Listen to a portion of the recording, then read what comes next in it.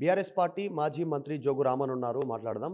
ఆదిలాబాద్‌లో ముఖ్యమంత్రి ఒక సవాలు విసిరారు మహారాష్ట్ర ముఖ్యమంత్రికి. తుమ్మిడిహట్టికి సంబంధించినటువంటి విషయంలో నాకు రిప్లై ఇవ్వట్లేదు.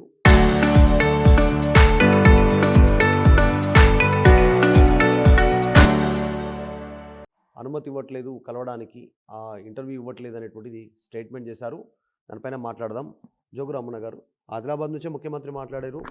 ఆదిలాబాద్ అంతా ఒక ఉప్పెనగా మారుతుంది అనేటువంటిది హెచ్చరిక జారీ చేశారు. నిజంగా ఉందా ఆ సిచ్యువేషన్? లేకపోతే రెచ్చగొట్టే ప్రయత్నం జరుగుతూ ఉందా? ఈ తొమ్మిడిహట్టి విషయంలో జరుగుతున్న అసలు ఏం జరుగుతా ఉంది? 420 హామీలలో ఎట్లయితే అట్టర్లీ ఫ్లాప్ అయిండో, మోసం చేసి గద్దెనెక్కినటువంటి రేవంత్ రెడ్డి గారు మళ్ళీ ఆదిలాబాద్లో అది పచ్చబద్ధం. అంటే ఏదో రకంగా రెచ్చగొట్టి ప్రజలకు నేనేదో చేస్తాను అనుకుంటే కూడా భారతీయ జనతా పార్టీ లేకుంటే మహారాష్ట్ర ప్రభుత్వం ఇంకెవరో దీనికి సహకరిస్తలేరు, నేను పర్మిషన్లు అడిగితే కూడా పర్మిషన్లు ఇస్తలేరని చెప్పడం చాలా చాలా సిగ్గుసేటు.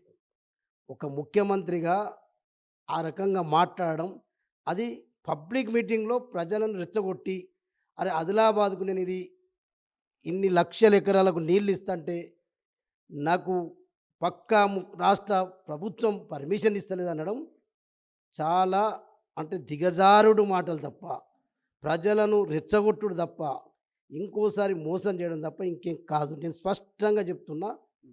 ఇలా మహారాష్ట్ర ప్రభుత్వానికి వీళ్ళు ఏం చెప్పాడు? భారతీయ జనతా పార్టీ అధ్యక్షుడు రామచంద్రరావు గారేమో అసలు లేఖనే రాయలేదని చెప్పి ఇలా భారతీయ జనతా పార్టీ అధ్యక్షుడు రామచంద్రరావు గారు మాట్లాడతారు. కిషన్ రెడ్డి గారేమో నేను రాజీనామా చేస్తాను, నేను ఎక్కడ అడ్డుపడ్డాను. నేను ఒకటే మాట్లాడుతున్నాను. అసలు వీళ్ళకి ఏం సంబంధం? ఒక ముఖ్యమంత్రిగా నువ్వు పర్మిషన్లకు తీసుకోవటానికే నీకు తెలిసింది నిజం. ఎందుకంటే 2013లో ఆనాడు మహారాష్ట్రలో కాంగ్రెస్ పార్టీ ప్రభుత్వం, అప్పుడు సమైక్యాంధ్రలో కాంగ్రెస్ పార్టీ ప్రభుత్వం, ఢిల్లీలో విపి సింగ్ గారు ప్రధానమంత్రి, సోనియా గాంధీ కాంగ్రెస్ పార్టీ ప్రభుత్వం. ఆనాడే ఇయ్యల్లా స్వర్గీయ రాజశేఖర రెడ్డి గారు ఏదైతే తుమ్మిడిహట్టి దగ్గర నుంచి చేవెళ్ళ వరకు అని చెప్పి ఎన్నికల స్టంట్గా తీసుకొని ఆ రోజు అక్కడ భూమి పూజ చేసి 4-5 జాగాల్లో కూడా శిలాపాలు కలిసి లాస్ట్కు చేవెళ్ళకు తీసుకొస్తానని చెప్పినటువంటి రాజశేఖర రెడ్డి గారి ప్రభుత్వం ఎలాంటి అనుమతులు లేకుండా టెండర్లు పిలిచి మీరు ఇలా అనుమతులు లేకుండా మీరు కడుతున్నారు, మరి ఇలా 152 మీటర్ల ఎత్తున మీరు కడితే ఎట్టి పరిస్థితుల్లో మహారాష్ట్ర ప్రభుత్వం మీకు అనుమతులు ఇవ్వమని చెప్పి ఎవరు చెప్తారు?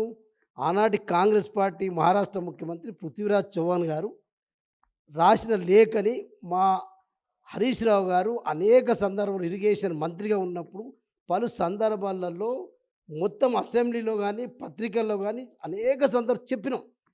లాస్ట్కు అప్పుడు కాంగ్రెస్ పార్టీ ప్రభుత్వమే లేఖ రాసింది కిరణ్ కుమార్ రెడ్డి గారికి. కిరణ్ కుమార్ రెడ్డి గారి ప్రభుత్వం లేఖ రాస్తే మరి ఆనాడే ఇక్కడ కాంగ్రెసు, అక్కడ కాంగ్రెసు, ఢిల్లీలో కాంగ్రెసు అన్నాడు. కాలేదని తెలుసు. వ్యక్తులు మారచ్చు, ముఖ్యమంత్రులు మారచ్చు, కానీ ఇలా కాంగ్రెస్ పార్టీ కదా. మల్లా రేవంత్ రెడ్డి గారు ఆనాటి కాంగ్రెస్ పార్టీ ప్రభుత్వమే అబ్జెక్షన్ చెప్పినప్పుడు ఆయనకు తెలిసింది అనుమతులు రావు, నేను పోయితే నాకు అనుమతులు ఇవ్వలేని చెప్పి నేను తోక ముడుచుకొని రావాల్సి వస్తుంది. ఇట్లనే నేను పత్రికల స్టేట్మెంట్లతోటి బహిరంగ సభలలో ఆదిలాబాద్ జిల్లా ప్రజలకు నేను నీళ్ళు ఇస్తా అంటే కూడా అడ్డుపడుతున్నానని చెప్పి అబద్ధాలాడి రెచ్చగొట్టించి బతికేటట్టు పబ్బం గడపడానికి కొరకు ఈ ప్రయత్నం తప్ప ఇంకేం కాదు. స్టేట్మెంట్ ఎట్లా చూసుకోవాలి మీరు? అంటూ నిజంగా రెచ్చగొట్టేసి ఉప్పెన అవుతుంది, ఆదిలాబాద్ అంతా ఉప్పనై ముంచుకొస్తుంది, ప్రమాదం, ఇది మహారాష్ట్రకే ఇబ్బంది. ఈ స్టేట్మెంట్ ఎట్లా చూడాలి? మీరు ఇందాక చెప్తా ఉన్నారు అనుమతి రాదని తెలుసు, కాంగ్రెస్ హయాంలోనే ఢిల్లీలో 2 రాష్ట్రాల్లో కాంగ్రెస్ ఉంటేనే అనుమతి లేదు, మీరు ప్రయత్నం చేసిరు. ఫడ్నవీస్ చాలా క్లారిటీగా చెప్తాను, 152 ఎత్తుకుని ఒప్పుకోను, నేనే ధర్నా చేసి. పృథ్వీరాజ్ చెప్పిన తర్వాత మళ్ళీ నెక్స్ట్ హరీష్ రావు గారు ఇరిగేషన్ మంత్రి అయినప్పుడు మహారాష్ట్రలో అప్పుడు కాంగ్రెస్ ప్రభుత్వం ఉన్నప్పుడే మళ్ళీ పోయినాం మేము. హరీష్ రావు గారు పోయినప్పుడే వారు చెప్పారు మా ఎన్నికల దగ్గరికి వచ్చినాయి, ఎన్నికల తర్వాత మాట అని చెప్పి అప్పుడు కాంగ్రెస్ పార్టీ ఇరిగేషన్ మంత్రి వాళ్ళు చెప్పి పంపించారు. తర్వాత భారతీయ జనతా పార్టీ ప్రభుత్వం వచ్చింది. మేము ఆ రోజు మా ముఖ్యమంత్రి తెలంగాణ తొలి ముఖ్యమంత్రి కేసీఆర్ గారి ఫస్ట్ ముఖ్యమంత్రి అయిన తర్వాత ఫస్ట్ జన్మదినం కూడా మహారాష్ట్రలోనే నేను కూడా ఆ రోజున్న హరీష్ రావు గారు ఉన్నారు, వినోద్ రావు గారు ఉన్నారు. మా మంది కనీసం ఒక 40-50 మందిమి ఇలా ఆదిలాబాద్ ఉమ్మడి జిల్లాకు ఆనుకుని ఉన్న మహారాష్ట్ర. మరి ఇలా ఆదిలాబాద్కు కూడా అప్పుడు మా కేసీఆర్ గారు అప్పుడు ఎన్నికలలో ఏదైతే లోయర్ పెన్గంగా ప్రాజెక్టు తెలంగాణ రాష్ట్రం వస్తే కూర్చుని కట్టిస్తా అని చెప్పినటువంటి మాటలకు కట్టుబడి ఉండి మేము మహారాష్ట్రకి వెళ్ళినాం. ఆ రోజు ఫడ్నవీస్ గారు స్పష్టంగా చెప్పిండ్రు, ఇది కాదు. నేను ఆ రోజు ప్రతిపక్ష నాయకుడిగా అపోజిషన్లో ఉన్నప్పుడు మేమే అక్కడ మీరు ఏదైతే ఈ తుమ్మిడిఎట్టి దగ్గర కడతారో మాది 2,500-3,000 ఎకరాల భూమి మునుగుతుంది, 28 గ్రామాలు ముంపుకు గురవుతాయి. ఆ రోజు నేను అడ్డుపడి నేను ఇలా ముఖ్యమంత్రి అని ఇస్తే అది కరెక్ట్ కాదు. మీరు ఇదంతా కన్వర్సేషన్ కేసీఆర్కే చెప్పారు ఫడ్నవీస్ అప్పుడు. మేము ఉన్నాం, ప్రత్యక్ష సాక్షులం కూడా ఉన్నాం. ఒక్కరే కాదు, కేసీఆర్ గారు 50 మంది ఉన్నాం. ఫడ్నవీస్ గారు స్పష్టంగా చెప్పిండు. ఇది రేవంత్ రెడ్డి గారికి కూడా మేము అసెంబ్లీలో చాలా సందర్భాలు చెప్పినప్పుడు ఆయన కూడా అసెంబ్లీలో ఉన్నా లేకున్నా అప్పుడు ఢిల్లీలో పార్లమెంట్ ఉన్నా ఎక్కడో పత్రికలు వచ్చినాయి, టీవీలు వచ్చినాయి, ఇదంతా తెలుసు రేవంత్ రెడ్డికి. ఇది కేవలం ఆదిలాబాదు ప్రజల్ని ఆదిలాబాద్ని మాటికి మాట్లాడుతారు. అసలు ఆదిలాబాద్లో ఉమ్మడి ఆదిలాబాద్ జిల్లాకు వస్తే అని చెప్పడం ఆదిలాబాద్ ఉప్పెనగా మారుతుంటే ఏదో 10 నియోజకవర్గాలకు నీళ్ళు వచ్చేటి రాలేదనేది అది ఇంకొక మోసం. వచ్చినా ఆ తుమ్మిడిఎట్టి అది తూర్పు జిల్లాలకు సంబంధించి ఇప్పుడు మంచిర్యాల జిల్లాకు సంబంధించిన విషయంలో ఏదో ఆదిలాబాద్కు మొత్తానికే నీళ్ళు ఉప్పెనగా మారుతుంది, ఆదిలాబాద్ అంతా రెచ్చిపోవాలా అంటే కేవలం రాజకీయ లబ్ధి కొరకు మోసం చేసి ఇది పక్కా మోసం. ఎందుకు మరి రేవంత్ రెడ్డి గారు ఇట్లా మాట్లాడితే కేసులు పెట్టరు, ఉప్పెనగా మారుతుంది అంటే నువ్వు ప్రజల్ని రెచ్చగొట్టించి ప్రజలు చిచ్చు పెట్టించి ఆ మహారాష్ట్ర ఏమన్నా ఇలా ఎప్పుడన్నా అది సరిహద్దుల ప్రాంతమే. ఇలా కాకుండా రేపన్నా మనకు పక్కా రాష్ట్రాలతో సత్సంబంధం ఉండాలి. కానీ నువ్వేదో ఇప్పుడు రెచ్చగొట్టించి కొట్టాడుకొని సావాలా, ఆదిలాబాద్లో మహారాష్ట్రలో అక్కడ కొట్టాడుకొని సావాలా? ఇట్లా పొలిటికల్ ప్లాన్ ఏమైనా ఉందా అనేటువంటిది నేను మిమ్మల్ని అడుగుతా ఉన్నాను. ఆదిలాబాద్లో బీజేపీ కొంచెం స్ట్రాంగ్ ఉంది, నెక్స్ట్ మళ్ళీ బీఆర్ఎస్ వస్తుందేమో అనే చర్చ జరుగుతుంది. సో మీ ఇద్దరికి గండి కొట్టడానికి రేవంత్ రెడ్డి స్టేట్మెంట్ చేస్తా ఉన్నారా, జిల్లాలో బలపడడానికి కానీ గెయిన్ కావడానికి కానీ? ఎందుకంటే ఎంపీ ఒక ఎమ్మెల్యే అక్కడ నుంచి గెలిచినటువంటి పరిస్థితి. సో ఆ కోణంలో చూడాలా దీన్ని? 100% కదా. ఇప్పుడు నేను అనేది ఏమంటే ఇది రాజకీయ కోణమే తప్ప ఎట్టి పరిస్థితిలో ఆదిలాబాద్లో కాదు, తెలంగాణ రాష్ట్రంలోనే కాంగ్రెస్ పార్టీ పైన టోటల్గా వ్యతిరేకత వచ్చేసింది. అది రేవంత్ రెడ్డి గారికి కూడా అర్థమైపోయింది. 2.5 ఏళ్లలోనే ఇంత పెద్ద వ్యతిరేకత ఏ ప్రభుత్వానికి ఇంత తక్కువ సమయం రాలే. కాబట్టి వచ్చింది కాబట్టి ఇప్పుడు ఈ రూట్ మార్చాలా, ఏదో రకంగా రాజకీయంగా రేపు నేను ఎట్లా లాభం పొందాలి ఆదిలాబాద్ జిల్లాలో, ఇవాళ నేను చేస్తా అని చెప్పి ఈ రకంగా రెచ్చగొట్టించిన నాకు ఎన్నికలలో అటు భారతీయ జనతా పార్టీ బదనాం చేస్తే బీఆర్ఎస్ రాదు, భారతీయ జనతా పార్టీ రాకుండా ఇవన్నీ నాటకాలు చేయొచ్చు. ఎట్టి పరిస్థితుల్లో ఈ తెలంగాణ రాష్ట్రంలో ఒక ఆదిలాబాదే కాదు, తెలంగాణ రాష్ట్రంలోనే ఎక్కడ కూడా నామరూపాలు లేకుండా రేవంత్ రెడ్డి గారి నాయకత్వంలో కాంగ్రెస్ పార్టీ పోతుంది. ప్రజలకు అర్థమైపోయింది. మీరు చెప్పినట్టు ఇది ఖచ్చితంగా రాజకీయ అంశం తప్ప ఆయన నీళ్ళు ఇవ్వడు, నీళ్ళు తీసుకురాడు, చేయడు. ఎందుకంటే ఎందుకు పదే కిషన్ రెడ్డిని రేవంత్ రెడ్డి టార్గెట్ చేస్తూ ఉన్నారు? టార్గెట్ చేస్తూ మీకు కూడా అంటగడుతున్నారు. కేవలం కిషన్ రెడ్డిని మాత్రమే కాదు, కిషన్ రెడ్డి కాదైనా కల్వకుంట్ల కిషన్ రావు అంటూ మీ పార్టీ అధినేతకు అంటగడుతున్నారు. మీతో కుమ్మక్కై మహారాష్ట్ర ముఖ్యమంత్రి ఫడ్నవీస్కు ఫోన్ చేసి రేవంత్ రెడ్డికి అపార్ట్మెంట్ ఇవ్వద్దు, ఒప్పుకోవద్దు అనేటువంటిది. జనరల్గా ఒక కేంద్ర మంత్రి రాష్ట్రం నుంచి ఫోన్ చేసి అపాయింట్మెంట్ ఇవ్వదని చెప్తారా? అట్లా చెప్పే సిచ్యువేషన్ ఉంటుందా? ఈ స్టేట్మెంట్ వెనకాల ఏముంది అంటే మీకు 2 స్పష్టంగా అర్థం కావాలా. రామచంద్రరావు గారు చెప్తారు అసలు లేఖనే రాలేదు ఒకటి. అసలు కిషన్ రెడ్డికి ఏం సంబంధం?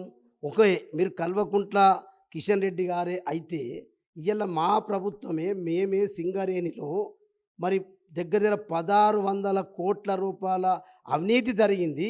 మరి ఇలా బొగ్గు గనులలో మైన్స్లో దానికి సంబంధించిన శాఖ మంత్రే ఇలా కిషన్ రెడ్డి గారు. కాబట్టి ఆ కిషన్ రెడ్డి గారికే మేము లేఖ రాస్తున్నాం. ఒకవేళ మా కల్వకుంట్ల కిషన్ రెడ్డి అయితే ఇలా మేము లేఖ రాస్తే కూడా కిషన్ రెడ్డి గారు రేవంత్ రెడ్డి గారు ఇద్దరు ఒక్కటే అని చెప్పి, మేము బీజేపీ కాంగ్రెస్ ఒక్కటే అని చెప్పి, ఎందుకు నువ్వు ఇలా కాంగ్రెస్ ప్రభుత్వంలో 1,600 కోట్లు నీ శాఖ సంబంధించింది, నీ సింగరేణి నీ మైన్స్ శాఖ సంబంధించింది జరిగితే అసలు దాని మీద దర్యాప్తు జరపమని చెప్పి మా పార్టీ కిషన్ రెడ్డి పైన యుద్ధం చేస్తున్నాం, కేంద్ర భారతీయ జనతా పార్టీ ప్రభుత్వం పైన యుద్ధం చేస్తుంటే ఇంకా మాకు జోడేసినంటే ఇద్దరు కలిసి ఇలా భారతీయ జనతా పార్టీ ఇలా కాంగ్రెస్ పార్టీ రాష్ట్రంలో అటు కేంద్రంలో 2 కలిసి రాష్ట్రాన్ని ఆదిలాబాద్ జిల్లాని సర్వనాశనం చేయడానికే ప్రయత్నాలు కొనసాగుతాయి. ఒకటి చివరగా మధ్యప్రదేశ్‌కి సంబంధించి రాజ్యసభ ఎన్నికలు జరుగుతా ఉన్నాయి. అక్కడ బలాబలాలను బట్టి బీజేపీకి 3 వస్తాయి. బీజేపీకి 2 వస్తాయి. కాంగ్రెస్‌కి 1 రావాలి. కానీ బీజేపీ ముగ్గురు అభ్యర్థులను పోటీలో నిలిపింది. ఇదంతా జరుగుతున్నది గానీ ఎందుకు చర్చ ఎందుకంటే Telangana Congress party incharge Meenakshi Natarajan nomination తిరస్కరణకు గురైంది. అక్కడ ఓ బీజేపీ నాయకుడు మాట్లాడుతూ కాంగ్రెస్ పార్టీ నాయకులు ఒప్పందించిర్రు. తెలంగాణ కాంగ్రెస్ ప్రభుత్వం అక్కడ ఉంది. వాళ్ళే మాకు ఫోన్ చేసి ఆమె నామినేషన్ తిరస్కరణకు సంబంధించి ఆధారాలు సమర్పించిర్రు. కేసు ఉంది అనేటువంటిది. నిజంగా కాంగ్రెస్ పార్టీ ఇట్లా జరుగుతదా? ఇక్కడ ఇన్ఛార్జ్‌నే మోసం చేస్తారా? అంటే మీకు అర్థం కావాలా, ప్రతి విషయంలో అది ఫోర్త్ సీటా, ఇంకో సీటా, రకరకాల రేవంత్ రెడ్డి గారు పేర్లతోటి ప్రభుత్వ భూముల్నే ఆ, కొల్లగొట్టే ప్రయత్నంలో కూడా మీనాక్షి నటరాజన్ గారు పర్ఫెక్ట్ కేంద్రం అలా సిడబ్ల్యూసీలను ఇన్ఛార్జ్ రాహుల్ గాంధీకో ఈయన మీదనే పూర్తి రిపోర్ట్ ఇవ్వడం వల్ల అది రేవంత్ రెడ్డి గారికి జీర్ణించుకోలేకపోయింది. ఎట్టి పరిస్థితులైనా ఈమెను ఇన్ఛార్జ్ ఇక్కడి నుంచి మార్చాలని, ఆమెని పార్టీలో కూడా ఏ రకంగా రాజ్యసభ సభ్యురాలు కాకుండా 100% ఇలా రేవంత్ రెడ్డి హస్తం ఉన్నది. దానికి సంబంధించి కూడా ఇలా మా పత్రికలో కూడా పూర్తి వివరాలు ఇచ్చిన మీకు మీ పార్టీకి సంబంధించిన మీ పార్టీ నాయకులే లేకుంటే మధ్యప్రదేశ్లో కలబడుతుందా? ఇక్కడ ఆమె మీద కేసులు లేకుండా ఆమె కోర్టు ఇచ్చినటువంటి నోటీసు ప్రకారంగానే ఇలా ఇంతటి ఇన్ఫర్మేషన్ ఇచ్చిందంటే 100% దీంట్లో తెలంగాణ కాంగ్రెస్ పార్టీ ఇలా రేవంత్ రెడ్డి గారి హస్తం వల్లనే ఆమె ఇలా రాజ్యసభ నామినేషన్ తిరస్కరించబడ్డది ఘంటాపథంగా తెలిసిన వాళ్ళు మేధావులు డిస్కషన్ చేస్తూ ఉన్నారు. ఇది వాస్తవం. రైట్. ఇది జోగు రామన్న మాజీ మంత్రి. ఆ టైంలో కాంగ్రెస్ అధికారంలో ఉన్న టైంలోనే అప్రోచ్ అయ్యారు ఇక్కడ నుంచి, తెలంగాణ నుంచి. ఎన్నికలు అయిపోయిన తర్వాత చూద్దామన్నారు పృథ్వీరాజ్ చౌహాన్. తర్వాత ఫడ్నవీస్ ముఖ్యమంత్రి అయ్యారు. ఆ సమయంలో కేసీఆర్ డైరెక్ట్గా అక్కడికి వెళ్ళారు. ముఖ్యమంత్రి అయిన తర్వాత ఆయనతో పాటు జోగు రామన్న కూడా వెళ్ళారు. ఆదిలాబాద్ జిల్లాకు సంబంధించిన మంత్రిగా అక్కడ. ఆ సమయంలో నేనే ధర్నా చేశాను, దాదాపు 23 గ్రామాలు 28 గ్రామాలు ముంపుకు గురవుతాయి కాబట్టి వారికి అండగా ఉంటారని, నేను ఇప్పుడు దానికి అనుమతి ఇవ్వలేను ఫడ్నవీస్ చెప్పారు. క్లారిటీ ఉంది. సో గతంలో కాంగ్రెస్ ఒప్పుకోలేదు, బీజేపీ వచ్చినా ఒప్పుకోలేదు.